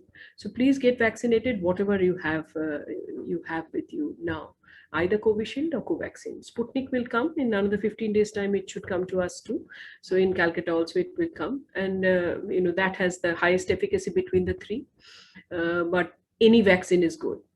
Moderna and Pfizer are also, two vaccines which are effective for children. I think Minu picked up that one, that, we are now vaccinating from 18 plus, but we have to go down to even, younger children, because the wave 3, we have in wave 2, we have seen many children, much more than the wave 1. So wave 3, if we see this way, the trend goes that there will be more children will be affected, because we are not vaccinating them also. We need to vaccinate them. So we are also working on that if we can import, there is already a Government of India circular has come in on import. So if we can import these two vaccines, because we don't make them here, the requirement of storing, the cold chain requirement is very high and very different for Moderna and Pfizer. But we are all getting prepared. I'm at Woodlands are ready. The moment it comes in, I've already prepared my cold chain, and most of the bigger institutes are actually getting ready. So once that comes in, I think we will start, vaccinating the very sick patients, like the patients with transplants or the children. It is actually effective. So we will wait for those vaccines to come in. But for this time, I would still say that whatever is available, please get it. Don't look at the quality of vaccines. It's very important to be vaccinated at this moment. Thank you. I think that's one of the most important takeaways from today's session. I'd like to hand over to Narayan ji and Mr. Adhikari. Thank you, Priyam. We are all happy that Dr. Rupali Basu is with us. And thank you. You see, anybody asks me, we always recommend that you should go and get admitted in Woodland. That should be your first priority, because that is the best place for treatment. Anyway, now I come to a few questions. One is, Doctor, whether it is true that Covishield vaccine puts one at risk of blood clots. Is this applicable to all, or only a certain number of patients with comorbidities? These are the two parts of the question. So this was of course a discussable point in the beginning, that whether there were a lot of papers on this, that whether the patients who are taking certain kind of medications, whether that will be, they will be okay, because Covishield is supposed to create blood clot, and the people who are on blood thinners should take or not. So that all those, the questions are gone. You can take, there is no contraindication of Covishield at this moment. So even if you are taking blood thinners, there's no problem. Please go ahead and take your Covishield. The only contraindication, which we are saying at this moment, is that people who have got very high hypersensitivity to, hyperallergic kind of persons who have got had to get admitted for allergic reactions, only those kind of people who have got a hospital admission for allergy, those are the kind of people very hypersensitive to any medication, are the only people, which are very, very few. So I have completed almost close to 35,000 vaccinations today. I think 40,000, close to 40,000, yes. But I have not seen any AEFI. So there's no adverse reaction to anybody. We have no contraindication by book. So please, there is no, this blood clot and Covishield theory should be behind our back. People with Another question. comorbidity, yes, you talked about people with comorbidity, Mr. Jain. Yeah, They are also to be given more, but they are actually should be given, they are priority group. If you remember, we started with doctors, healthcare workers, then the priority group 2 was frontline workers, the police and all that. And the priority 3 was actually people with comorbidity, 60 plus. So they are priority group. So if there's anybody who is not given, you must give. And that's how my next year, next appeal to the government was that you allow home vaccination, because there are many people who are at home. They're not been able to really move out from their home atmospheres to the hospitals, and it's very scary to bring to a COVID hospital to take vaccines. So please allow us to do home vaccine. That is still not has happened. Although we have now, I also appealed for workplace CBCs, which has happened. Workplace vaccination is something which they have allowed, and we are doing it in a huge manner. They have also allowed camp vaccination, which is also in the residential complexes, educational institutions, NGOs. They're allowed camp, that also is allowed now. But home vaccination abhi tak nahi hua hai. But so we are already appealing. If that happens, then it will be for us to go to somebody's home, maybe charge a little more, because you are taking a team at home. But at least the people who are at home with sick and comorbidity and paralysis, not moving around, can't move, should also be given vaccine. Well explained, Didi. My other question is whether the self-testing, what people are doing at home, self-testing, RT-PCR kits are accurate or not? And the other part is, could you also please, are these accurate? No, they are not. So this, you complete your question. I think you were asking something, and then I'll answer. Could you also please shed some light on what exactly are antigen tests and who needs them? Yeah. So antigen is the protein. The virus is the antigen. So when we do, whether you have infection or not, the gold standard is RT-PCR, which is what is when you are actually finding that genetic material of the virus, that protein, the antigen inside your body. So that is what is the RT-PCR testing, and that is what I told you about. I was explaining in the first half when I was talking to Minu, that NAT process by which you are actually identifying the genetic material. That needs that sophisticated machine and all that. But what is happening, and antibody test, you also know that antibody tests are finding out the antibodies which can happen post-vaccination, or it can happen post an infection. Because the antigen, it comes inside the body, you produce antibodies in the body. So that looking after those antibodies, the antibody testing. Now these rapid tests in between. Rapid antigen tests came up, which was primarily done to see a large number of people as a group, to see a trend in the public, in the community, how the community is behaving. These are very fast tests, which are good tests, but if it is positive, you are okay, then you are a positive person, you have identified. But if it is negative, then it is not so accurate to tell you that yes, you are not infected. So there is no point of doing this self-testing unless there is a machine to it that you can actually do the testing as accurately as possible, like a RT-PCR. There are companies which are working on it actually, so that it becomes very easy for all of us to do RT-PCR at even home settings. But I don't think that has happened. And these self kits which are coming in are not very not, if it's negative for you, then you can't say that I'm negative. If it is positive, then you are 100% sure that you are a COVID positive. I would still say that go for an RT-PCR testing for the hospitals or the diagnostic setups. It's not so expensive anymore. It has come down. The prices are much lower these days. RT-PCR. The question is, how effective is the spike protein antibody test after one gets the vaccine? And it is spike protein antibody has, sorry.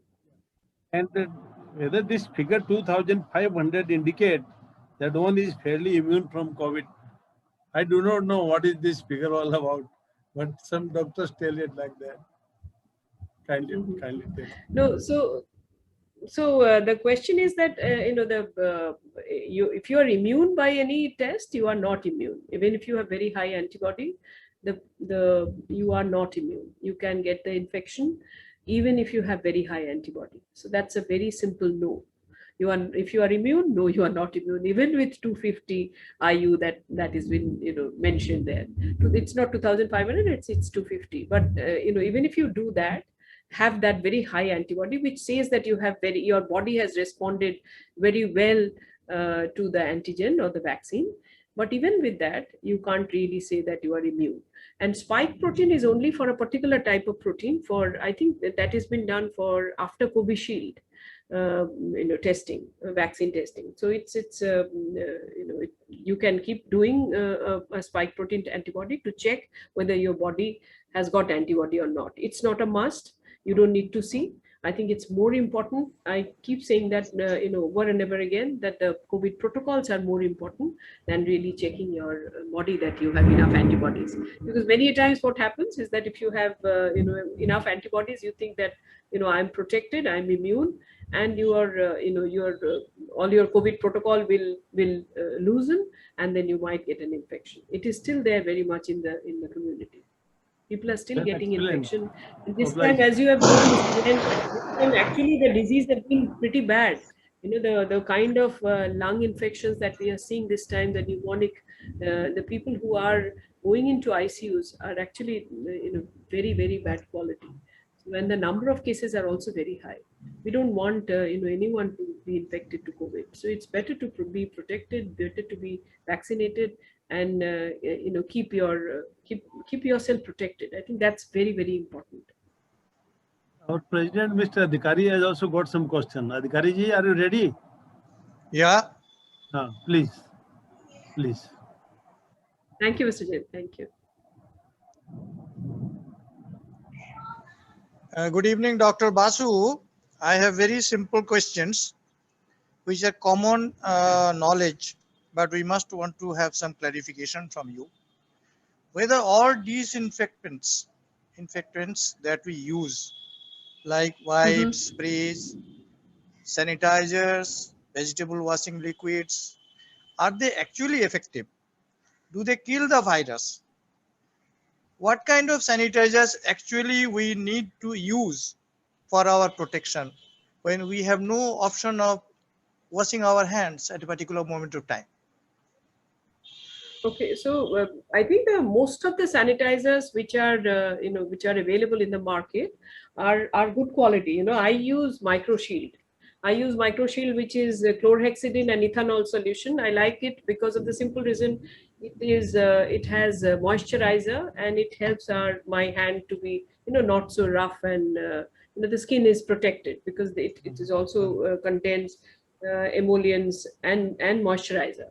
So you have to choose your brand. I think most of them are good, but some of them, you need to just kind of look through their the chemical ingredient has to be good, which is primarily these, and they all kill. The virus is very, very easy to kill. So it is, I think all of these are effective, and soap is the best. I think the soap kills the virus too. So if you, every hour, if you go and wash your hands, I think that's the best. Every hour, a hour and a half. You just go to the basin and do a wash your hands well. Just take a little time to wash, and that should be good enough. When I can't go out of the room and you have been stuck in the meeting or something, then I use it. This is just stays next to me. So, and also the sprays like the Savlon, which is we do spray on when the people are coming. Actually, these are not the sprays are not so important these days, but any kind of cleanliness, disinfection processes are important in our lives. So it's like as important as having 2 baths in a day. That's how the clean clothes. It's important to have those cleanliness methods with us. I think that's important. That's very good. Now I have one more question. See, we are now all threatened by this wave 2, and then we are also smelling that there will be wave 3. We do not know what is going to happen. So what should be the uncommon symptoms that we should watch out for in coming days? What could be the uncommon symptoms that we have to watch out in future days? So this, between the first wave and the second wave, we saw quite a few. It was almost similar. So it is COVID. Is a disease of the lung. It is a COVID pneumonia. So and when an infection of the lung happens, there are certain things which are the symptoms which happen. So if we just go through the net and all that, you would know that there will be fever, there will be loss of smell, loss of taste, and gastrointestinal disorders. There are different kinds of things. Symptoms can be any and every. We actually saw different kinds of, even if you want to club it to that these are the 1 to 10 symptoms which are there, they may change. So it's primarily any kind of sicknesses which are happening to you you need to be careful and just kind of get tested, and probably have a chat with your doctor. So I have personally created COVID as a specialty in Woodlands. I have said that this is not just a disease. You can't just put it into under general medicine or lung, but there has to be, some of our doctors have to be COVID specialists. So if there is a COVID patient comes in, even if they're personally a particular doctor's patient, but we from the hospital will put in a COVID specialist to see that, make sure that your COVID protocols and COVID treatments and the line of discussion which is happening today in the scientific teams, that needs to be followed. So we are looking at COVID as a specialty. On symptoms, I can't really pinpoint. The symptoms which are happening this time. There might be, because last time and this time, we had many symptoms which are not really COVID related. We started off with only SARI. As you remember, that we used to be only the chest conditions and all that. That was the SARI used to be the one which used to do in January last year. But it has changed to it can affect any organ, any system, any symptom can happen. So I would not like to club any symptoms particularly for it, but be ready. Whatever is happening, if you can't pinpoint that this is it, it gives you some time. No? It will be positive only after 4 or 5 days. So you need to be careful and do testing as soon as you have a doubt. I have the last one for me now. This is a case study. One of our past presidents of Concern for Calcutta, the organization I belong to, he had the infection in the early wave the last year. And then after waiting period, he took the vaccines, both doses. Now, after a period of cooling period, if suppose 3 months later, he goes for a test, is it possible that he could again have a positive test? Can he have, what is the possibilities of being infected again? So we really do not know, not enough data with us. We are seeing, COVID can happen second time. We have seen that in our patient pool. There are patients who are, it's not that one infection is protecting you from a second infection. 1. 2 is that vaccines are also not foolproof, that you're vaccinated, you will not get it. But at the same time, we also would like to know that if you have one infection, you have antibodies, so your second infection may be less severe. Your vaccine, if you are taking 2 doses of vaccine, definitely it will help you in the type of the severity of the cases. But there is no surety. I can't really tell you that yes, he will not have any disease at all. I don't think I will be able to say that to you at this moment, because there are some cases where things are happening, and we have seen even doctors fraternity who says that they have got 2 doses of vaccines and then died with the disease. So we really do not know 100%, though I can't. There is no 100%. But at the same time, we have to keep doing our protocol. We have to vaccinate ourselves. The more and more vaccines we do, the more and more chances of getting the disease in control. Thank you, doctor. You have been very, very kind and very clear and straightforward in all the questions I put. Now, Priyam, you can take over. Thank you. We have some questions that have come in on the Zoom chat, so I'll just take them. When should one do the spike protein test after the second shot of the vaccine? I mean, after how many days? 4 weeks, at minimum 4 weeks. Okay. Next is whether a person of age 92 years old can be vaccinated. Sure, yes, and should be. Okay. Next is please suggest some precautions to be taken for kids. Other than the normal, how we keep them good health, I don't think there's any specific precaution for COVID, not having COVID-19. I think COVID-19 protocol, we know, all the COVID protocols that we have, we have to do the same thing for our children too. But how effectively that can be done for children, it's asking them to wear masks and do social distancing. How are they going to have their life? So it is the same. So there is nothing which is different than for us as COVID protocol than the children. At the same time, it's very difficult to follow. So you need to be just keep protecting them. The last time first wave, had there been first wave, I would have been able to tell you that don't worry about them. They're protected. They're protected by nature, by their own immunity. I can't say that now today, because today we have seen children. In my hospital, there are so many children. We actually met, they went into ventilator, they came out, we have lost them. So they did suffer, they have suffered this time. So in the future, I really don't know. And they're saying that we are actually thinking that there might be, the trend says that there will be more children will be affected in the third wave if we have one. So please keep them protected, they're with the same thoughts, same protocol that we have for our adults. Thank you. I'll just take one more and then my mom can ask the remaining. Why are there so many fatalities due to kidney, liver, or heart failures amongst COVID-cured patients? Post-COVID complications you're talking about. Yes, when we have to take COVID as a very serious disease. Most of the time when, when 80% of us are actually get the mild disease and, get better. And 15% of us get the moderate type, and the 5% of us actually go into the ICU, and many of us do die. It is a serious disease, and we have to be very careful. There are many instances we are hearing where post-COVID complications are increasing. They've been identified and they've been talked about. So be very careful. That's what I would say, especially if you have comorbidities.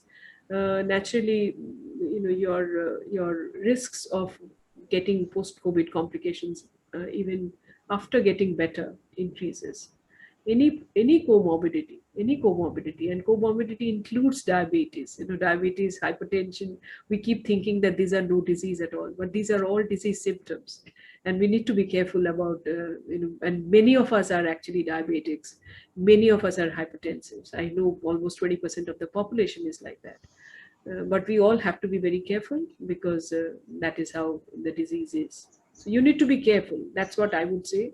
And more and more, I also see that people are, the more and more information is passing through to people. People are getting more energized to know about and being more protective. I can see that behavioral changes too. The simple things like the vaccine hesitancy. The first time when we started, we were sending back vaccines every day. People were not there to take, even the healthcare workers, the frontline workers. But today there's vaccine demand, vaccine crisis. People are wanting to take vaccine. We are not being able to give. So the behavior has changed completely. Absolutely 180 degrees. So it's completely changed. Similarly, I think the behavior of our general life behavior, how we manage our lives, is being questioned by COVID, and we are changing in many ways. And those are the good things that for us, taking us, our lives better and more protected in the future. Mom, would you like to ask some questions in the chat? I think this is the last question. for how much time the vaccine will work after 2 doses taken, which are available in India, 1 year, 2 year, or 6 months. Yeah, I also keep on thinking that when will I need to take the again the next, like it will be like flu or what, we want to know. So the discussions were that there will be a booster dose needed at the end of 1 year, but the absolutely current thoughts are that we may not need it. So we just need to give it some more time. It is definitely not before 1 year. So we started our vaccinations in mid-Jan. So the earliest the persons who have been vaccinated twice is mid-February or maybe end February. So if you keep on taking March as the full period of end of 1 year, end of vaccinated, then from March to next March. So we have time till next March. We have enough time on our hands. So by that time, we will be able to tell you exactly whether you need a booster or full 2 doses, or what way we will look after. So for the time being, just be rested that you have been vaccinated, just maintain the protocol and continue your life happily. Yeah, one more question. It has been noticed that after vaccination, some persons are affected by fever in the range of 99 to 102. Is it normal? What are the actions to be taken? So any vaccine can have this, the fever part. It's very, very normal. Just take Calpol 650 for two or three, you might have to take 1 or 2. It should go away within 1 or 2 days. Some of us do have a little more, reaction than the others, which might happen for maybe 3-4 days, but you need not be so worried about it at all. Just take Allegra, take, anti-allergen, or take anti-inflammatory analgesics. That will be Crocin, Calpol, Panadol. All this will work. Don't worry about it at all. And one more question. My sister, she's in States, Memphis. She was saying in States, this COVID has become like flu. Now people who have been vaccinated properly with 2 doses, they are allowed to roam without mask. So why is it so? Why we can't also in India attain that? So America has vaccinated most of its population, which they are supposed to. So we have not yet done that. 10% of our population is vaccinated at this moment. So we have to move to that figure that everyone who needs to be vaccinated are vaccinated. We are far off from there. The moment we have that, I'm sure we will also remove our masks and all that. We are far from it. US has done it after their second wave. They have vaccinated all their population which needs to be vaccinated. They've done that. So they can now, they know that now they can move around without masks. And if the disease happens, it will happen like a flu. That's why they're saying it's flu, because it will be mild variety and it looks like, feels like, treated like flu. We are not in that state at all as yet. So thank you, Rupali. Thank you so much for having me. Mr. Jagat Bed has been raising his hand for a while. I'll just ask him to directly ask the question. And also Mr. Khandelwal, I think. Yeah. Good evening, doctor. I have one question. COVID patients being discharged from the hospital are in few cases, they are again developing number of problems and they are readmitted. And is it because of overdose of antibiotics or other medicines, or it is because of hospitals are discharging them immediately after getting negative reports because of pressure of COVID beds? Because every hospital is not Woodland-like. It is not Woodland. So to answer you very simply, we get the discharge criteria are been given by the government. They tell us that when you are supposed to discharge, if the disease happens on day 1, the symptoms are there on day 1. You do the testing normally on 4th or 5th day, and on the 10th day you discharge. That's the kind of protocol currently it's been given for the mild and moderate cases. If you are in ICU or you're very sick, naturally you can't go home. But discharge criteria need to be filled before you send a patient back home. The discharge criteria is a clinical decision.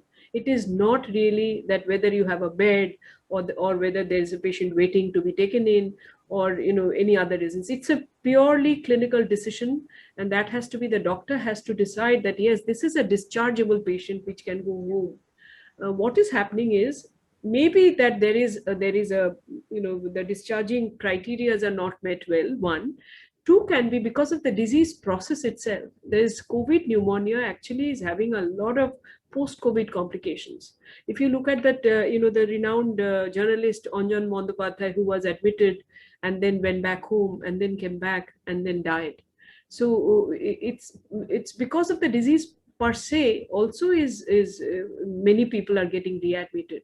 Normally readmission rates in our hospitals are about 6-7%. We do have, even otherwise, many diseases there is readmission happen because of the clinical process itself.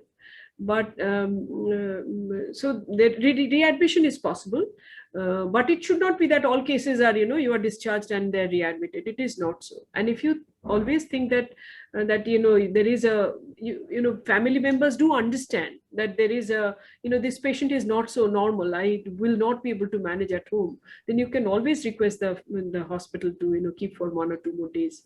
Or take them to a safer home, or a satellite center, which is maybe a lesser, not like a hospital, but a lesser facility, and then take them home. So that process is actually established process by now.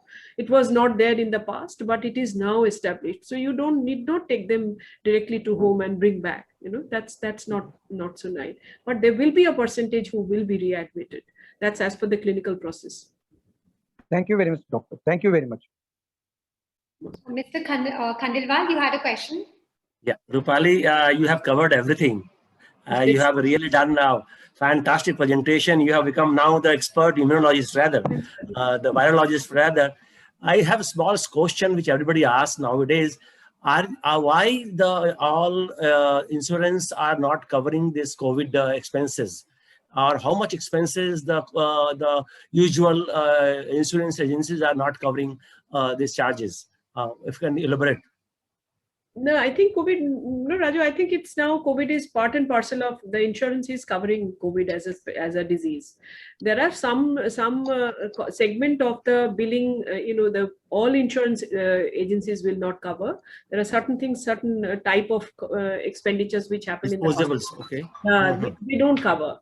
So naturally for COVID also there will be some which they will not cover, but they, as a disease, it is now part and parcel of it's not that if COVID patients are not getting, they are getting insured. All insurance agencies, all are covering COVID as a disease. It is now established as a disease. Looking forward for some more similar sessions. You have done wonderfully presented, and of course, I don't know whether it is helpful to all of you. Did I say things which are okay? Yes. Or it was in common man's language. It was very helpful. I must congratulate the Minuji and Priyam, wonderfully presented. And of course, the Concern for Calcutta, as usual, supporting such events. Looking forward to hearing you soon, very soon. Thank you. Thank you, sir. Thank you. Thank you for having me, Mr. Adhikari, Mr. Jain, all of you, Priyam, Minu. I can take leave from now. Can I take leave? Nel Banthia just wanted to do the closing. Just a second.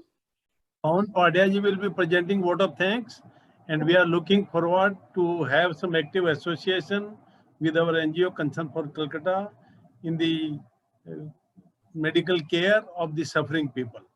We will discuss separately. Mr. Pawan Padhya will do the vote of thanks. Yeah, Pawanji, you're unmuted now. Good evening, everybody. Myself, Pawan Padhya, the President of Calcutta Citizen Initiative. I have been mandated to propose vote of thanks.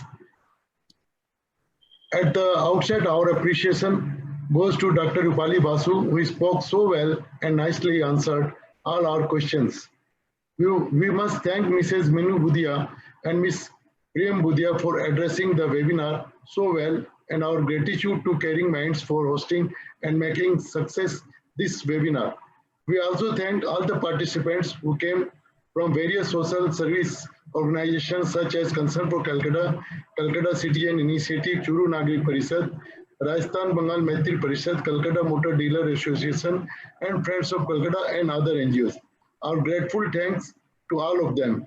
With these words, I declare this meeting closed. Thank you, everyone. Thank you, Rupali. Thank you so much, Minu. Thank you. Thank you, everyone. See you Thank you soon. once Thank you. again. Thank you very And much. Thank you. I think Thank you so much. you've answered so many questions so simply. It's been very helpful for Thanks, everyone.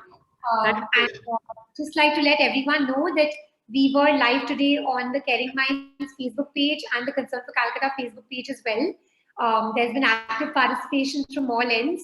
And also for anyone who missed the session, we will be sharing a Facebook link and a YouTube link so one can watch the recording. Thank you again for joining everyone, and thanks again, Dr. Rupali. Thank you so much. Thank you. Thanks all of you. Thank you.